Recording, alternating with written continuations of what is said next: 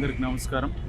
ఈరోజు దోరకుంట గ్రామం, కోదాడ డివిజన్ ప్రాంతం, సూర్యాపేట జిల్లాలో ఒక ప్రమాదం సాధారణంగా పొద్దున్న 5 నుంచి 5:10 నిమిషాలు సంబంధించిన టైంలో జరగడం సమాచారం రావడం జరిగింది.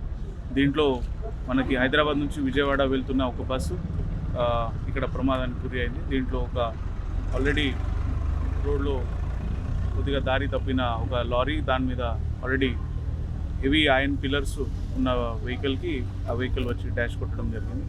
దీంట్లో ఇప్పుడు దాకా ఉన్న సమాచారం ప్రకారంగా 6 మెంబర్స్ ఆర్ రిపోర్టెడ్ డెడ్. దీంట్లో 5 మంది మహిళలు ఉన్నారు, ఒకరు మేల్ ఉన్నారు. మిగతా 14 మంది కోదాడ హాస్పిటల్లో ఇమీడియట్లీ రెఫర్ చేయడం, అక్కడ నుంచి కొంతమంది ఫర్దర్ హైయర్ ట్రీట్మెంట్కి టెర్షరీ ట్రీట్మెంట్ కోసం వాళ్ళకి రెఫర్ కావడం జరిగింది. ఈ ఘటన చాలా దురదృష్టకంగా ఉంది.